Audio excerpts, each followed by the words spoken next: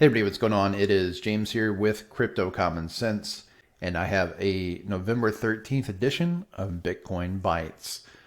Before I jump into the content, please do me a huge favor, hit the thumbs up button, subscribe to the channel if you have not already, and be sure to leave me a comment. I am not getting near enough comments to justify the amount of time and effort it takes to do these videos. I need more comments so that YouTube will show the videos to more people. So you don't need to pay me anything, but at least go down and leave me a comment. I did a video last week. I talked about the fact that I didn't think the bottom was in yet and that we needed some kind of capitulation event. Okay, we've had this meltdown. Great. I did another video on Thursday, and in that video, which was just 3 days ago, I said, look, Sam is coming out and saying that FTX.us is fine, but personally, I didn't believe him. I removed all of my funds from the site. I recommended that other people do the same, at least until the dust settled. And just like I suspected, he was a lying dirtbag piece of shit. And FTX.us was not fine. And it's now been included in the bankruptcy. If you go to FTX.us's website, do not do that, by the way. If you went to their website yesterday and the day before, they had a notice saying that they're going to continue, processing withdrawals. Well, they were lying. They didn't. And I tested that. I tried to remove the one link that I left on the site, and that was one of the reasons I left it there, was for this specific reason. I tried to remove it. No, it never, ever got withdrawn. It just sat there in requested status. And now the rumor is that the site has been taken over and it has malicious code on it. And there's been speculation and rumors going around Twitter that they were trying to use Played to access members' bank accounts and withdraw funds. In fact, it's probably not just a rumor because Played actually blocked them. You can go find this on Twitter. They actually blocked all FTX access to the system because there was suspected malicious activity happening. That's how bad FTX was. But the thing about FTX that's even worse is people act like it was unforeseeable. Well, it wasn't. In 2020, one of my students who became a very, very successful trader, more successful than me, in fact, right? He first started ringing alarm bells in our Discord saying, I think there's something fishy about this Sam guy, and then he started getting me involved with it. And we both started looking into it. And we started warning people way back in 2020 that Alameda was suspicious and that it looked like they were spoofing the market up and that they were probably behind most, if not all, of the bull run in cryptocurrency using spoofing and using basically illegitimate collateral. This is all highly illegal, of course, and people may end up going to prison over it, of course.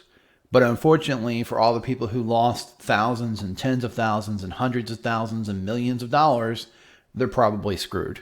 I'm sharing all these things because it's extremely important that you are using proper risk management in this market, not just on the trades themselves with stop losses and invalidation points, but in the systemic side of things. How much money are you keeping on a single exchange? How much money are you keeping on all the exchanges? There is an old saying from hundreds of years ago, I believe it's, quoted to Ben Franklin, a fool and his money are soon parted. Well, guess what? This space is full of foolish people. It is. Why would you ever keep all of your money on any site? Why would you ever keep all of your money in one bank? Why would you keep all of your money in one asset? You wouldn't do it. You shouldn't do it. I spread the risk out because the reality is I don't know what's going to happen. I can make predictions, but even the best predictions only have about a 60-70% chance of being right. There's still a 30 or 40% chance I'm wrong. So I spread the risk around. I hedge in different ways. I have cryptocurrency. I have gold. I have silver. I have fiat. I have some stocks. I have some equities. I have some ETFs, right? I have some bonds. I am spread and diverse. And another thing, when people talk about diversity, they talk about, oh, you got to be diverse. Don't put all your money in the same stock. Don't put all your money in the same sector. There are people who thought that they were diverse because they own 25 different tech stocks. Well, the whole tech market is crashing. You're screwed. Just like I thought I was diverse in 2018 because I had 40 some odd altcoins. Well, they can't all go to zero. That's funny. They didn't go to zero. A lot of them fell 99.99% though. That's just the way this works. So you have got to use proper risk management. If you don't listen to anything else I say, for goodness sake, protect yourself. I'm not sure how the FDIC is going to handle the FTX.US situation, because FTX.US was telling people that they were FDIC insured, but I don't know how that works. Number one, with what they had this earn feature on there, I don't know if that somehow voided that.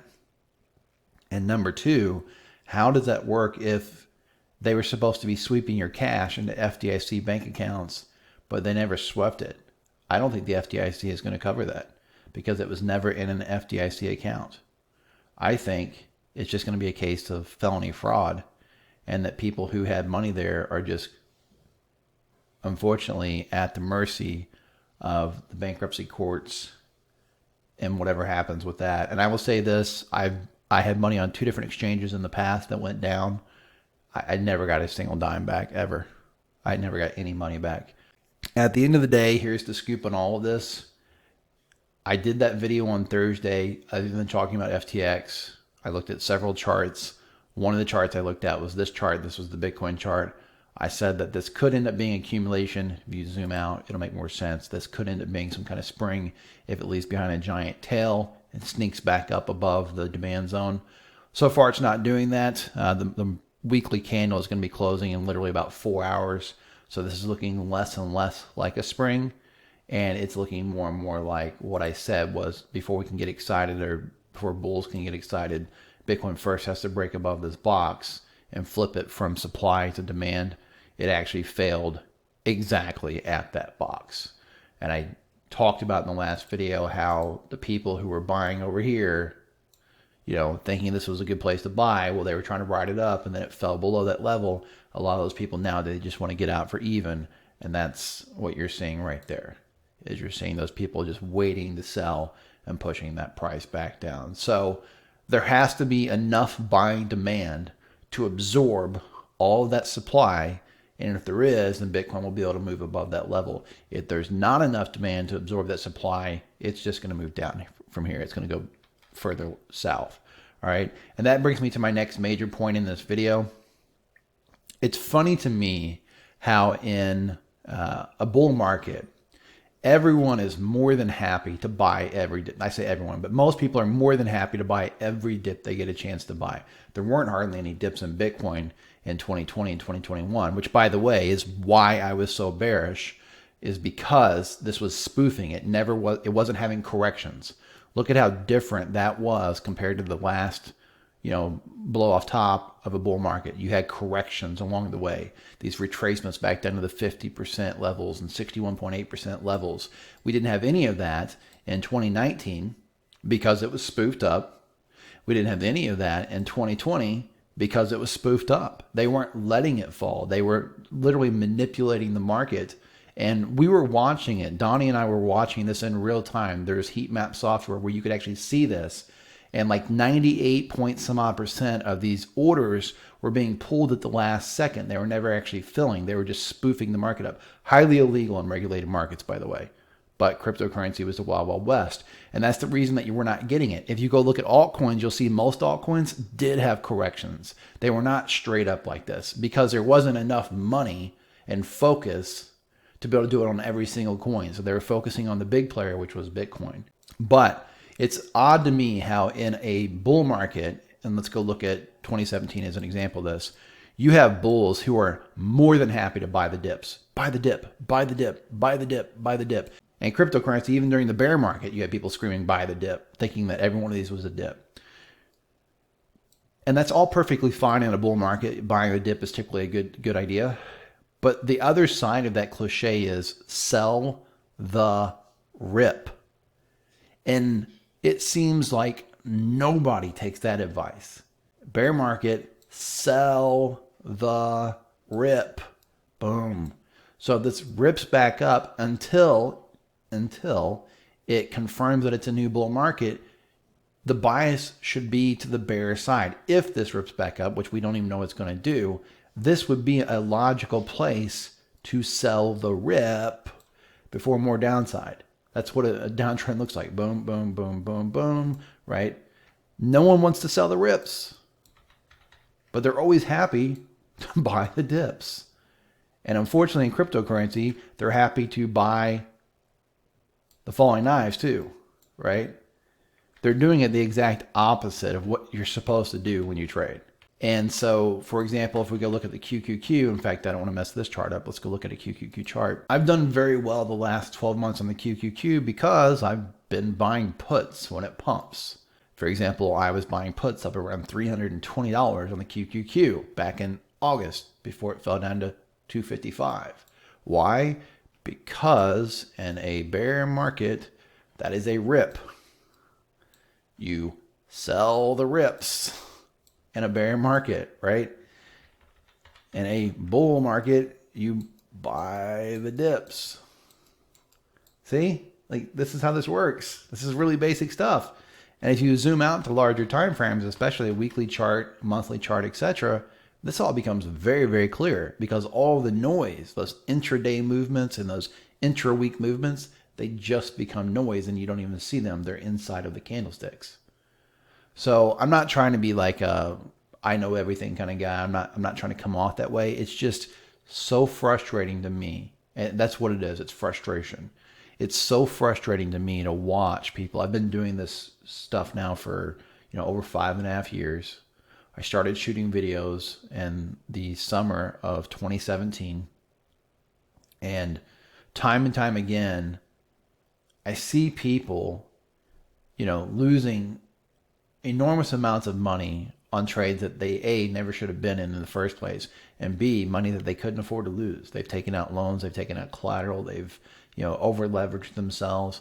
And I'd much rather people just pay attention to what I'm saying. I'm not saying take it for gospel. I'm not saying don't do your due diligence. I'm not saying don't listen to anybody else. There's lots of very, very smart people in this space. I'm saying do your due diligence. Don't blindly follow people who are telling you that cryptocurrency is, going to make you rich and that all you have to do is buy crypto and hold it forever and you're going to be a gajillionaire.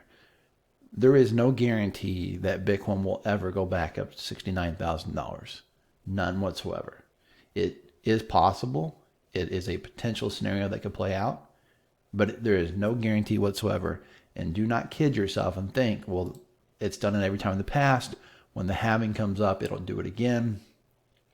Bitcoin has never existed. And I said this before the crash. I said this last year in 2021. Bitcoin has never existed in a global bear market. It has never existed in an equities bear market. Equities are in a bear market. We do not know what Bitcoin will or will not do in an equities bear market. We do not know. I don't know. You don't know. Warren Buffett doesn't know. Joe Blow down the street doesn't know. We cannot look to the past and say, well, this is how Bitcoin has performed during these periods in the past. We do not know. So protect yourself. Use proper risk management. Do not keep more money on any crypto website that you cannot afford to lose. And that's all the websites. If you're trading on 10 sites and you can afford to lose $10,000, you better make sure that you don't have $10,000 on all those sites combined. Because if some of these major players, in addition to FTX, start going down, it could very quickly become a domino effect where 70, 80, 90% of these exchanges just go under, right? FTX could end up being like a Lehman Brothers moment in cryptocurrency. So that's the bad news. The good news is for those of you that did lose money, especially cryptocurrency, I will say this. The silver lining is, and I know some people are not going to like this, but the silver lining is if the space really does collapse, there's a very good chance you're going to be able to buy back your crypto for pennies on the dollar anyway. So let's say you lost $10,000 in Bitcoin. Well, if this really gets bad and Bitcoin just completely falls apart, you may be able to buy back that half of Bitcoin that you lost for $500 in the future. We don't know. Maybe not. But that's another thing about, I see a lot of Twitter people saying, get your money off the exchange, get your money off the exchange. As far as crypto goes, I don't think that's terrible advice. I mean, I don't think there's anything wrong with telling people to take their crypto off the exchange. Just realize that if it's really that bad where all the exchanges go down, your crypto is going to be almost worthless. So you'll still have it. You'll still have the crypto at least, which is a positive, but just don't expect it to be worth a ton of money, because if things get that bad and Bitcoin gets that beat up, most of those alts are going to zero or near zero. So, but short term, here's the thing: protect yourself, use proper risk management, and as far as Bitcoin goes, if you want to know where we're going next, I would suggest that you keep an eye on that daily chart. Like I said, it needs to take out that demand zone. I'm looking for the chart now. It needs to take out that demand zone. For goodness sake, where is my daily chart? All right, it needs to take out this demand zone if it's going to move up. If it can take out the demand zone, I think it's entirely possible that it can move all the way back up to some of these old levels and get some retests going on, especially through these levels here. That would be the most likely place that I could see Bitcoin going if it can move back above this yellow box. Now, again, I'm not a bull. I am saying that that would be a bear market bounce, in my opinion, and then lower. I have not changed my opinion on the market cycle chart. I still think that we are have a ways to go before we bottom. I am seeing people, more people, talk about why did the government let this to happen? Why didn't they do regulation? Why didn't this happen? Why didn't it happen? Again, those are all cliche feelings that do show up in that market cycle chart. They tend to show up toward the anger phase, which is nearing the bottom, but not the bottom. Also, one other thing I have to point out, and I hate to start talking too much about billionaires because obviously they have far more resources than me and could really put me in a bad way if I say something wrong here. But there is a certain billionaire, we'll just leave it at that, or maybe not a billionaire, I don't know if he is or not. But there's a certain very, very successful, very, very famous person who was an investor in FTX, who very recently just said, if there's any place you can put your money that's safe, it would be FTX. And yesterday came out and did an interview saying that he thinks the bottom is in. He's saying the bottom is in. The bottom is in. This is a pivotal moment for cryptocurrency. But in the very same interview that I'm referencing, he says, I'm going to go to Washington. I'm going to push for regulation because institutional money is not going to come into this space again until regulation is in place. So you just ask yourself a simple question. How can someone claim the bottom is in while at the same time also claiming that institutional money will not invest in this space in its current state? Those two beliefs are at polar opposites of each other. In other words, these people don't have a clue what they're talking about. Not a clue. And the one thing that I've noticed, and I'm not trying to rob anyone of credit, I used to hate this so much when I first became successful as an entrepreneur when people said I got lucky. But the one thing that I've noticed about a lot of very, very successful people in the world, so much of their success came down to right place, right time, and the courage to do something about it. It wasn't how smart they were. It wasn't any of that stuff. Courage, right place, right time. I respect that. But at the same time, it's important to understand that's the case with a lot of these guys and girls, right? Right place, right time, lots of courage, lots of determination, really strong work ethics. And those are all good qualities, but it doesn't make them Nostradamus. So when they're telling you the bottom is in, and you're telling you, to put all your money in this and to risk your money, keep in mind that if they're wrong and you lose, nothing bad's going to happen to them. They'll blink, they'll wince, they'll be embarrassed about it a little bit. And 6 months from now, it'll be like it never happened. So all that being said, obviously I am not a billionaire. I am not a guru. I am some guy. I'm sitting in a spare bedroom right now with pink, purple, orange, and green walls because I haven't finished painting it. So that's, I'm sitting in a cotton candy room here. So nothing I said in this video is financial advice. You should always go out and do your own due diligence and seek out professional financial advice from a licensed financial advisor, which I am not, before making any type of investment in cryptocurrency, the stock market, precious metals, Forex, or any other tradable asset. If you enjoyed the video, give it a thumbs up, subscribe to the channel, and of course, make sure you check the description. There will be links down there where you can join my proprietary software as well as my proprietary trading classes. I believe both of those will help to make you a better trader and help you avoid situations just like we saw this week. This is James with Crypto Common Sense, reminding you all to please trade safe. I'll talk to you soon.